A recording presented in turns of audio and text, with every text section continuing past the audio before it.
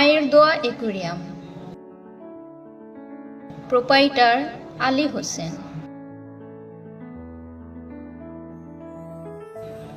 এখানে মাছ, পাখি ও কবুতর বিক্রয় ও প্যাকেটজাত খাবার সুলভ মূল্যে পাওয়া যায়।